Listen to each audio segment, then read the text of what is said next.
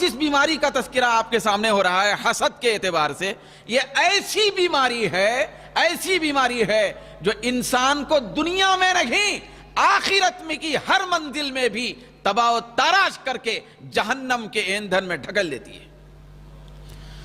ہم کو احساس ہی نہیں ہے اس کا۔ ہم کبھی ایسا فیصلہ کیے، ہمارے شعور میں کبھی آیا کہ ہم کو نہیں بھائی، ہم کو حسد کی بیماری کا علاج کروانا ہے؟ شام تک اگر میرے سر میں درد ہو تو مجھے بالکل احساس ہوگا، شعور ہوگا کہ مجھے ڈاکٹر کے پاس جانا ہے، اچھے سے اچھے ڈاکٹر کے پاس جانا ہے۔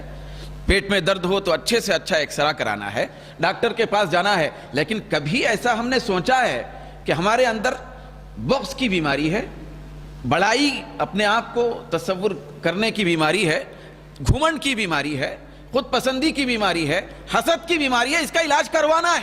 نہیں بھئی، علاج کرانے کی تو دور کی بات ہے، ہماری لسٹ میں، ہماری فہرست میں یہ ساری چیزوں کی کوئی اہمیت ہی نہیں ہے۔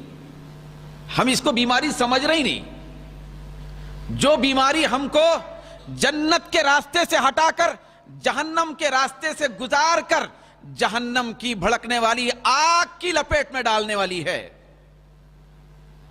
اور ایسی بیماری ہے آج کی جو بیماری جو ذکر میں آ رہی ہے، حسد، یہ ایسی خطرناک بیماری ہے کہ جتنی بیماریوں کا میں نے ذکر کیا ہے دل کی بیماریوں کا، تو یہ ساری بیماریوں کی جڑ یہ بیماری ہے۔ ساری بیماریوں سے سب سے بڑی بیماری کا نام حسد ہے۔ انسان کے دل کو، روح کو، دماغ کو جتنی بیماریاں خراب اور تباہ کرتی ہیں، ان ساری بیماریوں میں اگر سب سے بڑی بیماری کا نام ہے تو وہ حسد ہے۔ حسد ہے، دبے بھی انداز میں چھپا ہوا ہے، ظاہر نہیں ہو رہا ہے بھئی، ہم اندر پال کے رکھ رہے ہیں، یہ ہمارے اندر کے گریباں میں چھپا ہوا ہے، ہم اپنے آپ کو اچھا سمجھ رہے ہیں۔ دوستو، یہ تصور بڑا ہمارے لیے تباہی کا باعث بننے والا ہے، ہلاکت خیز ہے کہ ہم اگر اس کی طرف توجہ نہیں دیں گے اور ایسے ہی مسلسل نماز بھی پڑھتے رہیں گے تو نماز بھی کام آنے والی نہیں ہے۔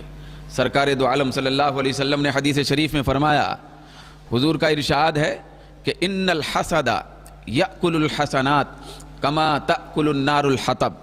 یہ حدیث ہے، حضور فرماتے ہیں کہ اے لوگو یاد رکھو، بے شک حسد ساری نیکیوں کو، ایک نیکی نہیں، ساری نیکیوں کو حسد ایسے ہی کھا جاتا ہے جیسے کہ آگ لکڑی کو کھا جاتی ہے۔ بھئی آگ لکڑی کو جس طرح کھاتی ہے، ساری بیماریوں کو حسد ایسے ہی کھا جاتا ہے۔ تو آپ لازمی بات ہے کہ حسد سب سے بڑی بیماری ہے، حسد سب سے زیادہ تباہی کا باعث ہے، حسد سب سے زیادہ ہلاکت خیزی کا نام ہے، حسد حد سے زیادہ انسان اور بندے کو تباہ کرنے کا نام ہے۔ تو لہذا یہ ہر قسم کی نیکی کو تباہ کرتا ہے۔ حسد اگر ہے سجدے تباہ ہے، حسد اگر ہے رکوع تباہ ہے، حسد اگر ہے تبلیغ تباہ ہے، حسد اگر ہے دعوت کا کام تباہ ہے، حسد اگر ہے عبادت تباہ ہے، حسد اگر ہے حج کا طواف بھی تباہ ہے، حسد اگر ہے عمرے بھی تباہ ہے، حسد اگر ہے قرآن کی تلاوت بھی تباہ ہے، حسد اگر ہے علم اور عالمانہ شان بھی تباہ ہے، حسد اگر ہے ہر قسم کی نیکی تباہی کے دہانے پہ پہنچ جاتی ہے، کوئی نیکی باقی نہیں رہتی۔ سرکار فرماتے ہیں حسد ساری نیکیوں کو ایسے کی کھا جاتا ہے جیسے آگ لکڑی کو کھا جاتی ہے۔ جس دل میں حسد ہو نماز کا ثواب باقی رہنے والا نہیں ہے، جس دل میں حسد ہو اس کی عبادت کا ثواب ملنے والا نہیں ہے، ساری نیکیوں کو کھا گیا حسد۔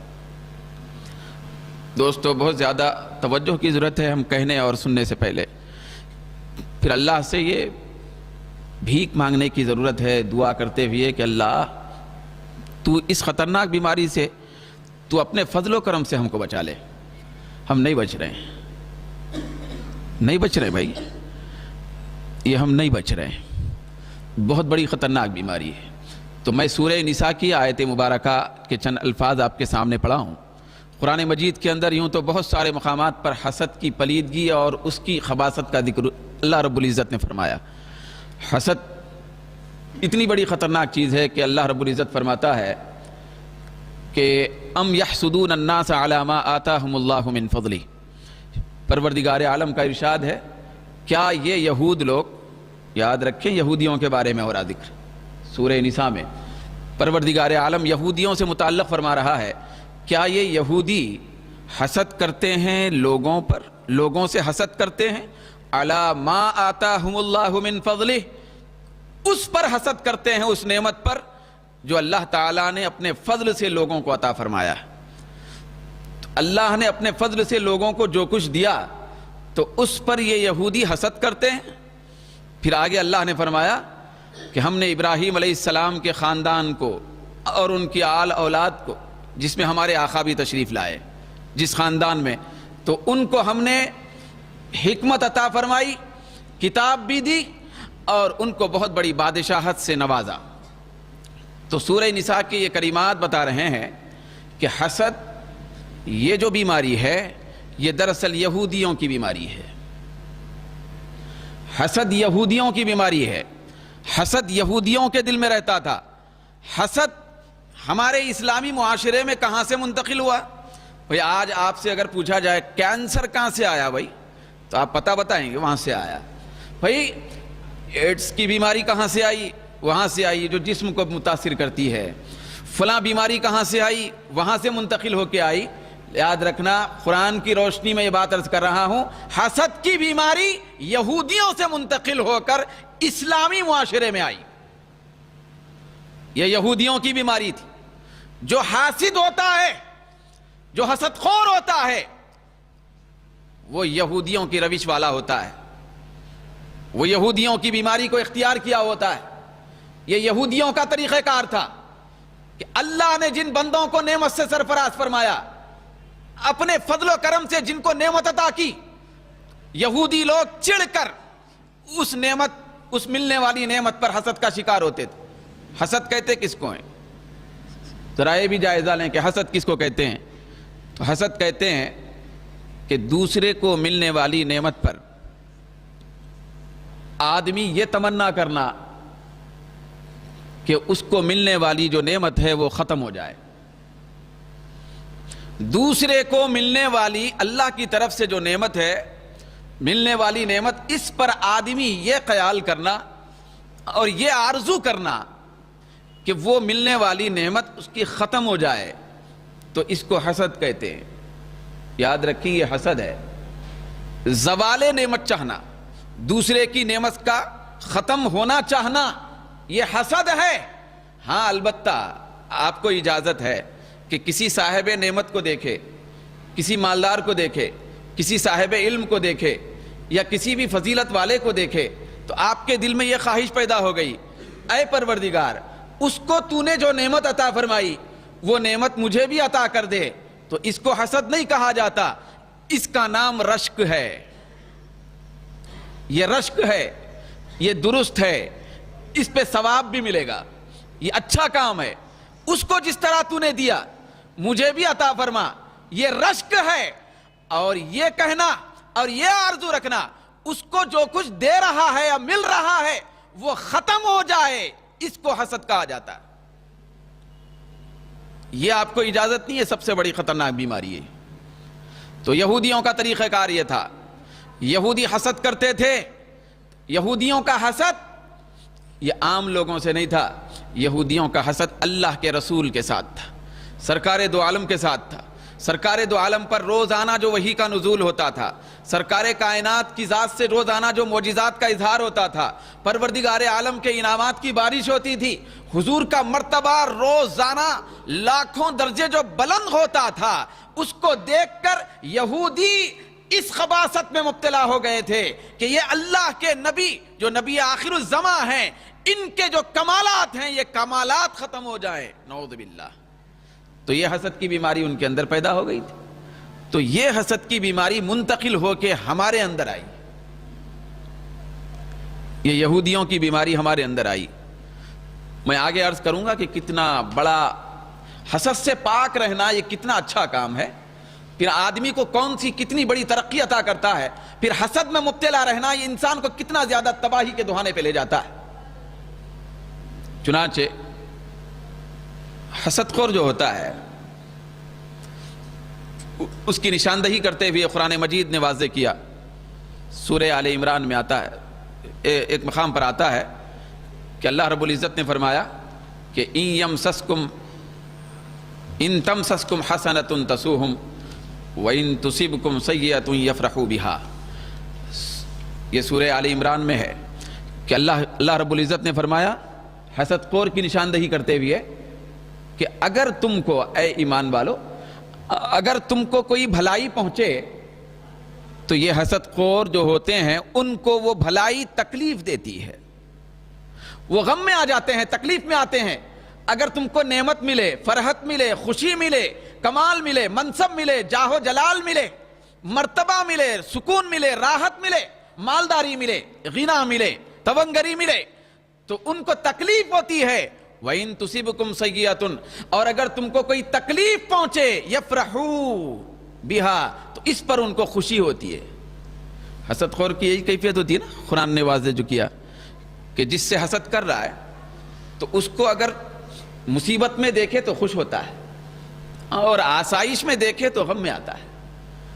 حالانکہ مصیبت میں جس سے حسد کیا جا رہا ہے اس کی مصیبت تو اللہ رب العزت کی طرف سے آئی، نعمت بھی تو اللہ کی طرف سے ملی، مصیبت بھی اللہ کی طرف سے آئی.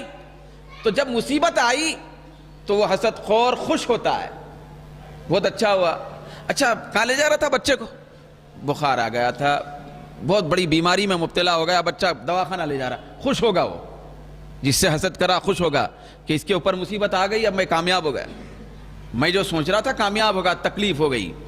تو اس طرح خوش ہو جاتا ہے.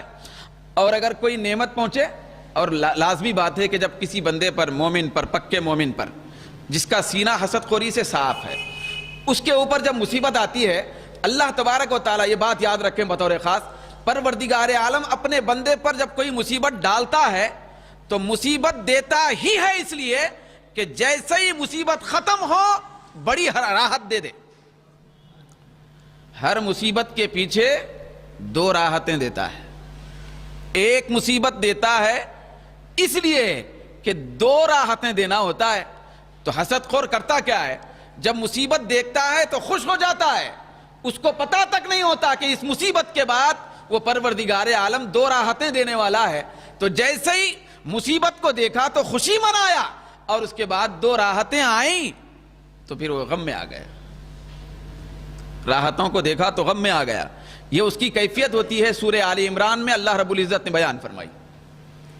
پھر اللہ تبارک و تعالیٰ قرآن مجید کے آخری سورے میں، سورہ ناس کے اندر اللہ رب العزت نے فرمایا، آخری جملہ ہے قرآن مجید کا، آخری جملہ ہے. کیا ہے بھئی؟ آخری جملہ ہے. قرآن مجید کا پہلا جملہ کیا ہے بھئی؟ الحمدللہ رب العالمین. قرآن مجید کا آخری جملہ کیا ہے؟ من الجنۃ والناس ومن شر حاسد اذا حسد. یہ جو ہے اس کے ضمن میں پھر آ گیا ہے کہ آخری جملہ ہے کہ وہ من الجنۃ والناس بھی آیا. تو وہ آخری جملہ اور آخری سورہ، بلکہ آخر کے جو دو سورے ہیں وہ اسی مضمون پر مشتمل ہیں، حسد خوری کے. یہ آخری پروردگار عالم نے فرمایا سورہ فلق کے اندر کہ ومن شر حاسد اذا حسد، کہ اے محبوب آپ فرما دیں کہ میں پناہ مانگتا ہوں، تیری پناہ میں آ جاتا ہوں حسد خور سے جبکہ وہ حسد کرے. حسد خور کی حسد خوری سے میں پناہ مانگتا ہوں کہ کتنا خطرناک ہوتا ہے وہ. پھر اس کے بعد یہ جو ہوا تھا، دو سورے نازل ہی ہوئے اس لیے کیونکہ وہ حسد خوری کے نتیجے میں جو جادو کرے تھے لوگ. یاد رکھیں کہ حسد انسان کو کہاں تک پہنچاتا ہے. حسد اتنی بڑی پلید بیماری ہے کہ یہ حسد جادو کی دہلیز پہ پہنچاتا ہے. نتیجہ حسد کا جادو ہے. حسد کا نتیجہ جادو ہے. کوئی آدمی ایک جگہ بیٹھ کے اگر دیکھ رہا کہ آدمی کار میں جا رہا ہے، آ رہا ہے، ایک بلڈنگ تھی، دوسری ہو گئی، تیسری کار ہو گئی، چوتھی کار ہو گئی، پیسے ہو گئے، راحتیں مل رہی، تو وہ تو زوال چاہ رہا، ختم ہونا چاہ رہا. تو ختم تو نہیں ہو رہا، روز بروز اضافہ ہو رہا. تو اس کو ختم کرنے کے کچھ تدبیر بھی کریں گے نا وہ. اب اس کی اپنی دل کی بھڑاس نکالنے کے تدابیر کرے گا کہ ختم کیسے کروں. ختم کرنے کے لیے حسد کے بعد سب سے پہلا دروازہ جو وہ کھٹکھٹائے گا تو اس کا نام جادو ہے. جادو کرے گا، زوال نعمت کے لیے کرے گا.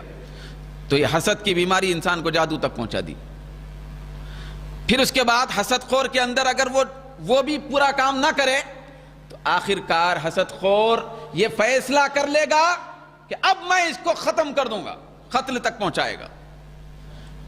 یاد رکھیں کہ دنیا انسانیت میں جبکہ آدمیوں کی ابتدا ہو رہی ہے، حضرت آدم علیہ السلام کے 2 بیٹے ہیں، ایک ہے حضرت حابیل، دوسرا ہے وہ قابیل.